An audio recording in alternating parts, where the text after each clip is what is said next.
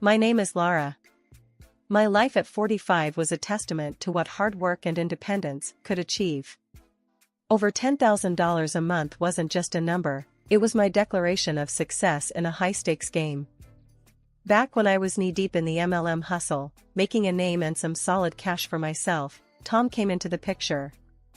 He was all charm and smarts, totally taken with the way I managed my business with a kind of independence that seemed to draw him in like a moth to a flame. He started showing up more, offering to help out with business stuff, or just to grab a coffee. I wasn't looking for anything serious, mind you. I liked my freedom, liked making my own rules and breaking them if I felt like it. But Tom, he had a way about him, a persistence that wasn't pushy but kind of endearing. "You're not like most folks I meet in this gig," I told him once, over coffee. "Most guys run for the hills when they hear network marketing." Tom chuckled, taking a sip of his coffee. "Maybe I like the view from the hills. Gives me a chance to see who's climbing up to meet me." It was this blend of humor and sincerity that drew me to him.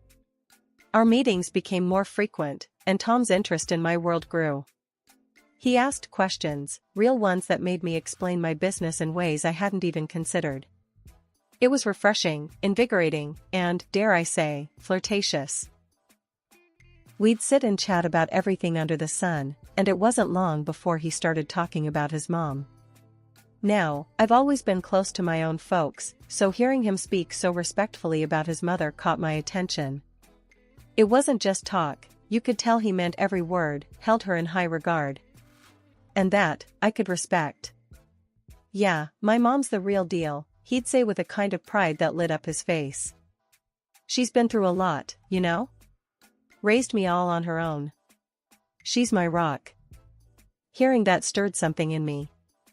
I've seen my own parents stick out the tough times, their love and respect for each other a constant through it all. I guess that's what got me seeing Tom in a new light. So, when he asked me to marry him, it wasn't the grand gesture or the promise of a life of ease that got me to say yes. It was the simple, honest love he had for his family.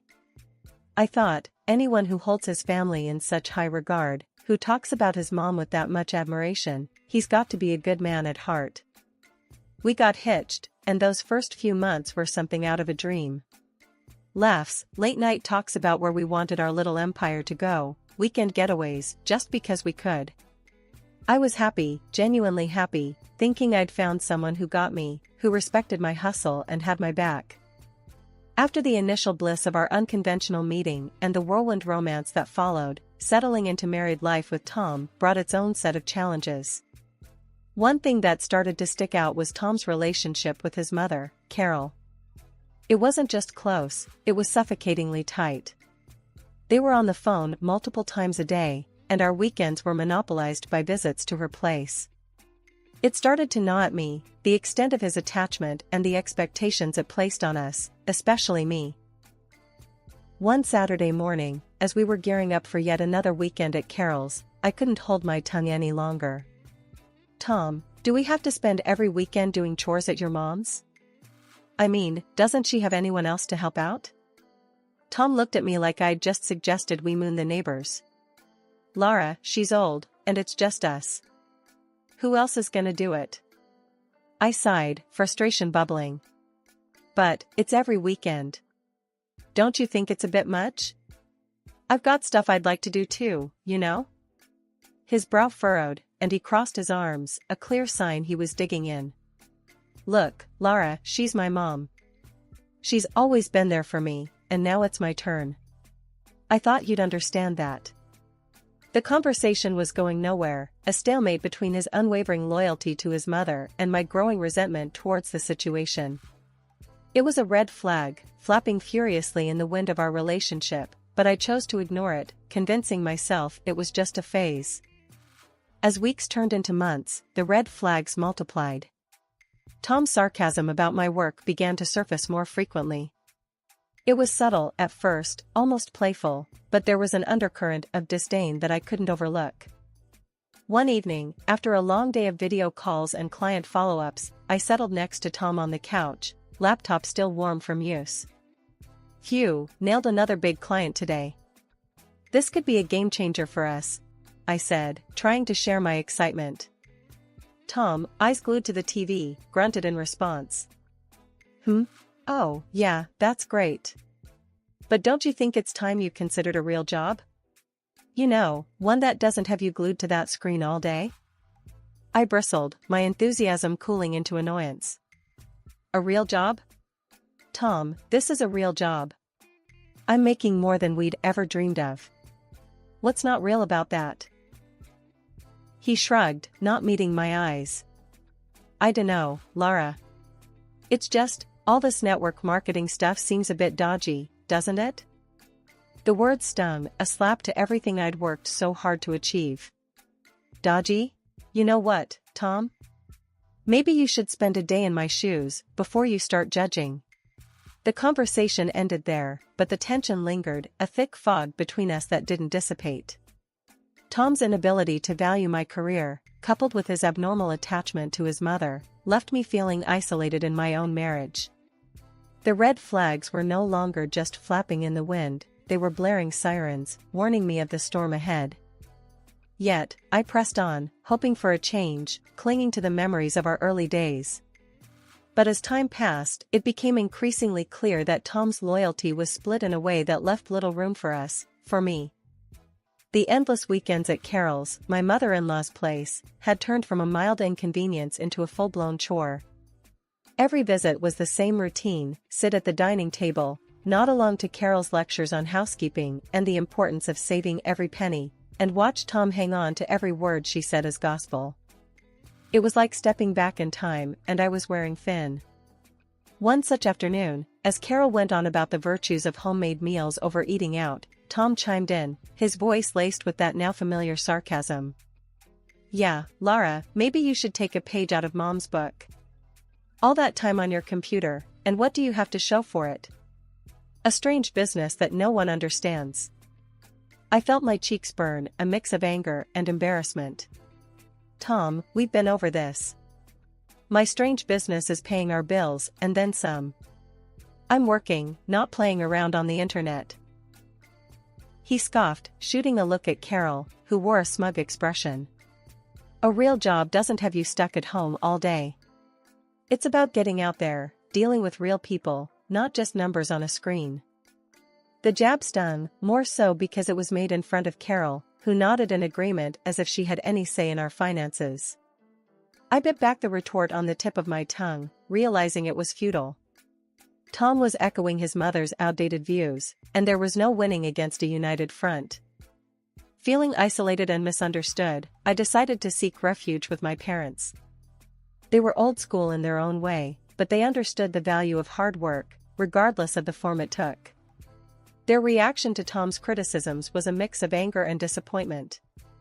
Lara, it's clear he's jealous, my dad said, his brow furrowed in concern. Envious because you're succeeding without having to trudge to some office every day. Don't let his insecurities drag you down. My mom nodded, her hand squeezing mine. You're doing amazing, sweetheart. Tom needs to see that. He's supposed to support you, not tear you down. Their words were a balm to my frayed nerves, and with a renewed sense of resolve, I returned home, hoping to clear the air with Tom. But what awaited me was far from the reconciliation I'd hoped for. Tom was livid, pacing the living room like a caged animal. So, you ran to your parents to complain about me? About us? He accused, not even bothering to greet me.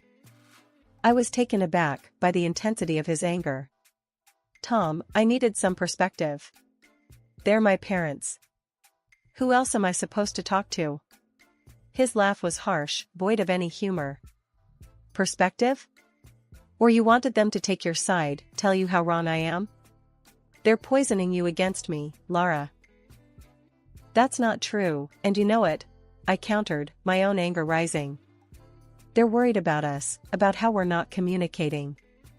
It's not about taking sides. But Tom wouldn't hear it. No, it's always about sides with you. Your business, your money, your parents. What about me, Lara? When do I get to be a part of this marriage? Eventually, the tension cooled, and we found our way back to a fragile truce, but the cracks remained, widening with every sarcastic comment, every dismissive gesture. The air was thick with tension, the kind that settles in your stomach like a bad meal, as we sat around Carol's, my mother-in-law's, cluttered dining table. As usual, Tom and Carol were in their element, a duo of traditional views and thinly veiled jabs at my expense. Today's topic of choice, once again, geared towards the proper roles in marriage, a well Carol seemed to draw from endlessly. "You know, Lara," Tom started, his voice laced with that familiar patronizing tone. "Mom's right. There's more to being a wife than just making money. Maybe it's time you started focusing on what really matters." I clenched my fists under the table, my patience wearing thin. "And what, according to you, really matters? Cleaning? Cooking? Being at your beck and call?" Carol jumped in, her voice sharp. "Exactly. It's about making a home, caring for your husband. Not glued to a screen all day. I know plenty of women who'd be more than happy to take your place, ones who understand the value of a proper marriage." The audacity of her words struck a nerve. "Oh, is that so?" I shot back, my voice rising despite my attempts to keep calm. "You think you can just replace me with some step-forward wife who fits your outdated idea of a proper marriage?" Tom's allegiance was clear as he nodded along with his mother's cruel suggestion. "Lara, you're missing the point. It's not about replacing you.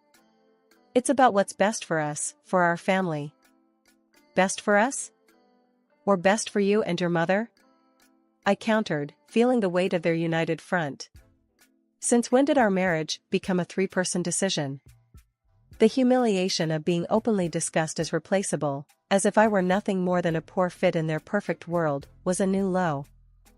Feeling cornered and outnumbered, I pushed back from the table, my chair scraping loudly against the floor. "You know what? If you're so convinced you can find someone better, then maybe you should," I spat out, the hurt evident in my voice. Tom looked taken aback, as if he hadn't expected his words and his mother's to cut so deep. But the damage was done, the line drawn in the sand.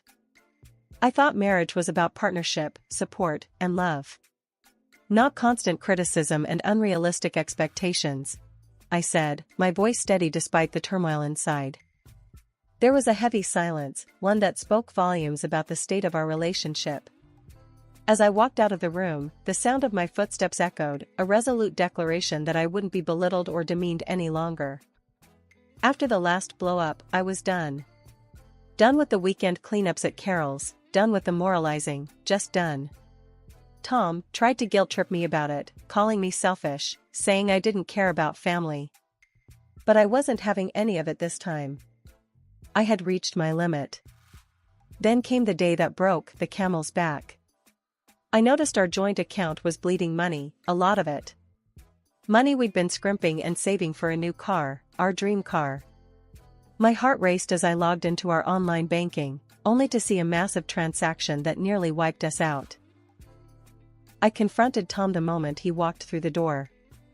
"Where's the money, Tom?" "The car fund, it's practically gone." He couldn't look me in the eye. I had to use it for something important." "Important? What could possibly be more important than what we've been saving for?" I was fuming, barely containing my anger. "It was for Mom's trip, her dream cruise to Europe." He mumbled it out like a confession. I was stunned into silence for a moment. "You used our savings? For a cruise? Without even asking me?" I couldn't believe what I was hearing.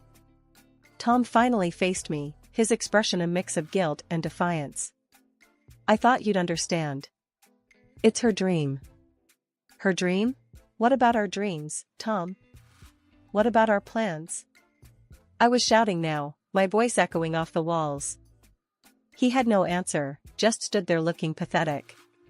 That's when I decided to take matters into my own hands. I called Carol, hoping, maybe foolishly, that she'd see reason. "Carol, this has to stop. Tom used our savings for your trip. This is a mistake. You need to cancel it. I said, trying to keep my voice steady. Her laughter over the phone was like acid. Cancel? Why would I do that? It's a gift from my son. And as for the money, dear, I'm sure you can earn it back. The contempt in her voice was palpable. You're not even going to consider it? After everything, this is how little you think of me? I was grasping at straws, but I had to try. Listen, darling, I'm not refusing a trip of a lifetime. And if you're not happy, well, Tom's already prepared for that too. Check the desk drawer, she said, her voice cold. I hung up and went straight to the desk, my hands trembling. There, among bills and old receipts, were the divorce papers, signed and ready to go, as if Tom had been planning this all along. My heart wasn't just broken, it was pulverized. I signed them, my hands steady, but my soul in turmoil. Packing my bags felt like I was erasing a part of my life, a part one once cherished. As I zipped up the last of my luggage, Tom finally spoke up. His words were a cold dagger. I saw how you talked to my mother. No respect. You don't deserve to be in this house. You don't deserve me. His words hit me like a slap. The arrogance. The conceit. To think he saw himself as some prize, worth fighting over, after everything that happened. It was laughable, if it wasn't so tragic. Yeah? Well, maybe I don't want to deserve a man who thinks so little of me. Who values his mother's happiness over his wife's. My voice was calm, but inside, I was a whirlwind of emotion. Tom just shrugged, a smug look on his face. Good luck finding someone who'll put up with you like I did. I shook my head, disbelief and anger mingling. Trust me, Tom, the only thing I'll be looking for is peace. Something you and your mother never gave me. Leaving that house, I felt a weight lifting off me. It was the end of one chapter and the start of another. Driving to my parents' house, the emotions were overwhelming. But as soon as I saw the familiar front door, a sense of relief washed over me. This was home. This was where I belonged. My parents were shocked at first, but their support was unwavering. You're back now, and that's all that matters, my dad said, his voice firm and comforting. Mom was more fiery. Let him live with his mother if he loves her so much. You'll find peace now, without their constant badgering. And she was right. I threw myself into my work, my independence blossoming in the absence of Tom's and Carol's criticism. Saving money became easier without the drain of their demands. Slowly, I started to build a life for myself, one where I was in control, where my achievements were celebrated, not belittled. Living with my parents again, I rediscovered what support and love felt like. It wasn't long before I was able to move into my own place, a small but cozy house that was all mine. No Carol to judge me, no Tom to disappoint me.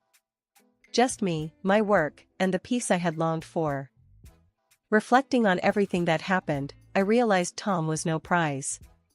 The real prize was finding myself again, rebuilding my life on my terms. I found strength I never knew I had, and a sense of peace that was priceless. Months had passed since I left Tom and his overbearing mother behind, settling into a rhythm of work, savings, and peace that had long eluded me. My new life was a quiet one, filled with small joys and achievements that were entirely my own. Then, out of the blue, my phone rang with a number I hadn't seen in a while. It was Carol. Hello? My voice was cautious, the old feelings of tension instantly creeping back. Lara, it's Carol. We need your help. Her voice was shaky, a far cry from the confident, often haughty tone I was used to. I was taken aback. My help? Why would you call me after everything? It's Tom, she said, and I could hear the strain in her voice. He's sick, Lara. Very sick. Lung cancer. The news hit me harder than I expected. Despite everything, I felt a pang of concern. I'm sorry to hear that, Carol. But why are you telling me this? Because he needs you, Lara. He needs your support, your forgiveness. We need the money for his treatment. You were always the one who managed to pull things together, she pleaded. I was stunned into silence for a moment. The audacity of her request left me speechless. You want my money? After you practically pushed me out of your lives? Carol's voice hardened. You can hold on to your grudges, Lara, but this is life and death. You were his wife. Doesn't that mean anything to you? The old Carol was back, it seemed. Being his wife didn't seem to mean much when you two were scheming behind my back, I retorted, my initial shock turning into indignation. Lara, please. I wouldn't be calling if there was any other way. Think of the good times, of what you had with Tom. She tried to soften her tone, playing on my emotions. Good times? Carol, you made sure there were as few of those as possible. You and Tom made your bed. Now, you get to lie in it, I said, the years of frustration and hurt fueling my words. There was a pause, and then Carol's voice came through, colder and sharper than before. Fine. If that's how you want to play it. But remember, you're turning your back on Tom in his time of need. Not me. The call ended, and I sat there, phone in hand, a tumult of emotion swirling within me. Anger, guilt, sadness, a cocktail of feelings for a man who had chosen his mother over our life together, and for a woman who saw me as nothing more than a bank. In that moment, I realized the true extent of my freedom. I was no longer bound by their expectations, their demands, or their crises. My life was my own, built on my efforts, my sacrifices. The call, unexpected as it was, served as a stark reminder of the life I had left behind, a life filled with manipulation and emotional blackmail. As I put the phone down, a sense of resolve settled over me. My departure from Tom and Carol's lives was not just a physical one, it was an emotional and financial break too. I had moved on, building something that was entirely mine, free from their shadows. I started diving into investments, reading up every book and article I could get my hands on, and slowly, I began to see the fruits of my labor. My world became numbers and trends, a far cry from the emotional turmoil I left behind. Word got around, as it always does, about Tom's worsening condition and how Carol was barely managing. They'd blown through whatever savings they had, living a life far removed from the comfort they once knew. And Carol, ever the martyr in her own story, made sure everyone knew how I abandoned them in their time of need, painting me as the heartless ex-wife. I heard these rumors from Jenna one afternoon over coffee. She hesitated before telling me, probably expecting me to react. But the truth was, I felt nothing but a distant pity for them. Can you believe it, Lara? Carol's out there telling anyone who'll listen about how you left them high and dry, Jenna said, her voice tinged with disbelief. I shrugged, taking a sip of my coffee. Let her talk, Jenna. Her words don't touch me anymore. I've moved on, and I'm investing in my future, something they never thought to do. Jenna looked at me, a mix of surprise and admiration in her eyes. You're really over it, aren't you? I mean, completely. I nodded, a smile playing on my lips. Completely. My life's taken a turn for the better since I stopped letting them define my worth. I'm making smart investments, learning more every day. Their opinions, their struggles, they're just echoes of a life I left behind. It was liberating, this feeling of complete detachment from the chaos that once consumed me. The rumors, the pitying glances, they meant nothing now. I was building something lasting, investing in myself and my future. The contrast between my growing stability and their dwindling fortunes was stark, but it was the result of choices we each made. As I continued to expand my knowledge and portfolio, the satisfaction of seeing my investments grow was unmatched. I was proving to myself, more than anyone else, that I could thrive on my own terms. The independence and financial security I was building were my true vindication, far removed from the petty squabbles and desperate gossip of Carol's making. One evening, as I reviewed my investment portfolio, the growth and progress reflected in those numbers filled me with a sense of pride. This was real, tangible proof of my resilience and foresight. The rumors, Carol's bitterness, Tom's struggles, they were just background noise to the symphony of my new life. In this quiet moment of reflection, I realized the true extent of my transformation. I had not only survived the storm but emerged stronger, wiser, and more determined. My past with Tom and Carol was a chapter closed, a lesson learned, and my future was a canvas I was eager to fill with the colors of success and peace.